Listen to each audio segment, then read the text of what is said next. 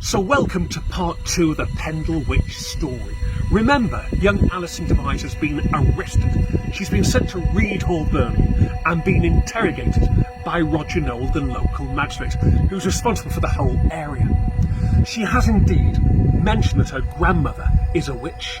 She's mentioned that Bessie Chattox is a witch, and her daughter Anne Redfern.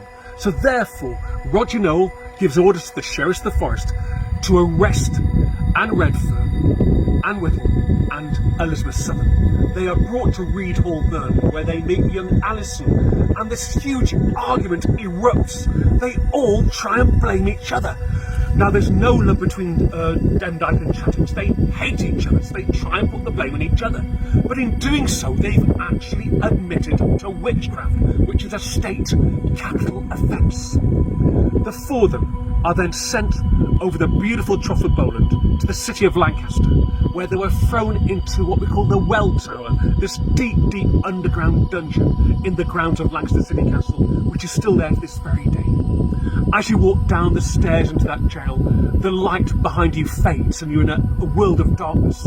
You are chained to the floor, and there they are going to wait for 4.5 very long months. In the meantime, Elizabeth Device is very worried about her mother, Demdike. She's very worried about her daughter, Alison, and she organises what has gone down in history as the Good Friday meeting deep in the forest of Pendle at Malkin Tower. Now, no one seems to know the exact location of Malkin Tower, but many people, myself included, believe it was in this area here, which is not too far from Barley and Blackwell.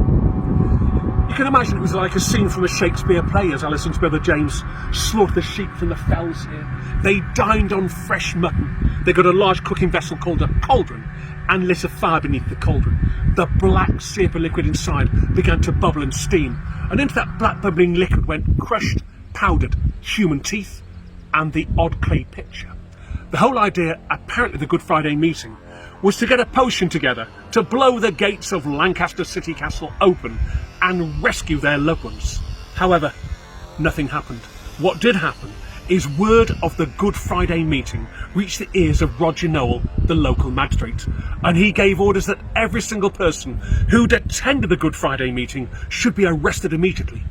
When word filtered into the forest of Pendle here, two people thought, there's no way we're hanging around. Christopher Howgate and his wife Barbara. They escaped from the area, but in doing so they saved their lives. The ones that were successfully arrested at the Good Friday meeting were Jeanette Preston. Jeanette came from Gisborne, West Yorkshire, not too far from here, along with Alice Gray and indeed Anne Folds, and of course along with James Device, Jeanette Device and Elizabeth Device, Alice Nutter of Roughly, and also very, very sad situation of indeed John and Jane Bulcock. They were a mother and son. They were farmers from the area. They were all sent to Lancaster, with the exception of the two Jeanettes.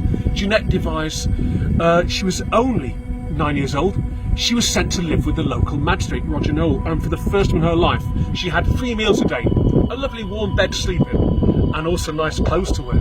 The other Jeanette Preston of Gisborne, was sent to the city of York because she came from the West Riding of Yorkshire. Her husband went with her, villagers went with her, and they begged for her release.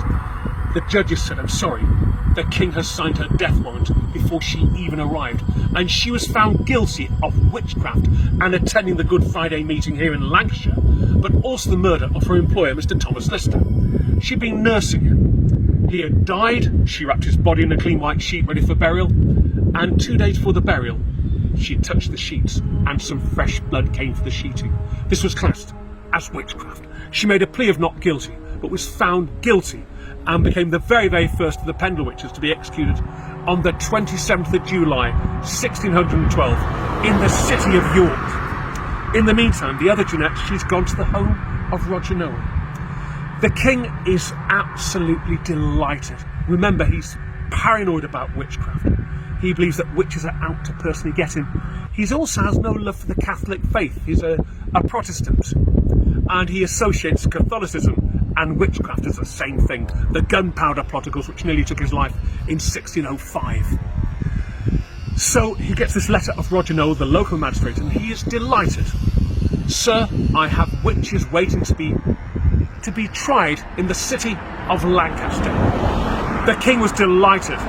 He sent 2 circuit judges, James Altham, Edmund Bromley, and a young boy called Thomas Potts, and that's why we're here today, because in 1613 Thomas Potts wrote a book called The Wonderful Discovery of Witches in Lancashire, which has become an international bestseller. We have to rely on that book being honest, we have to rely on that book being truthful, but what we do know is it will be written under some duress, because no one dared take on the King of England.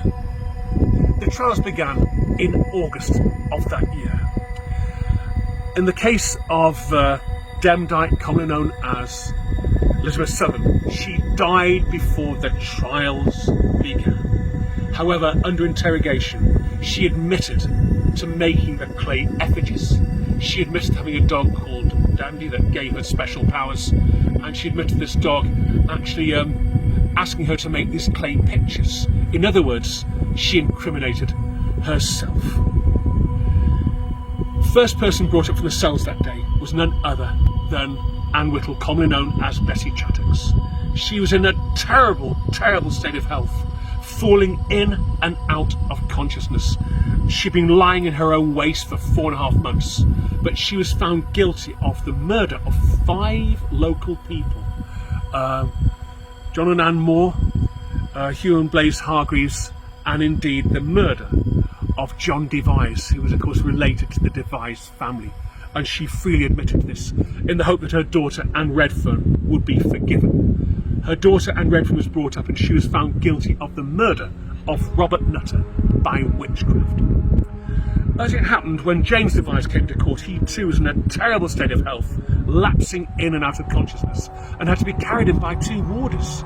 But he admitted to the murder of Anne Townley, and indeed John Duckworth, and indeed Hugh and Blaise Hargreaves from Gulshaw Booth, a village not too far from where we are now. But he self-incriminated himself, and he almost incriminated his whole family.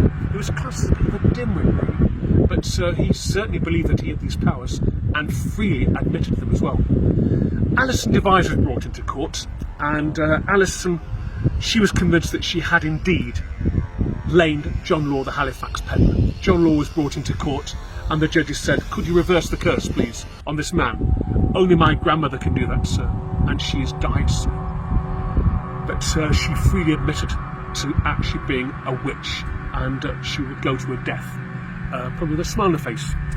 Then came Catherine Hewitt of Combe. Catherine admitted to the murder of Anne Foulds of Combe by witchcraft. But there were 3 people in the court that day which many people feel may not have been as guilty as we expected, and we shall have their story in part 3.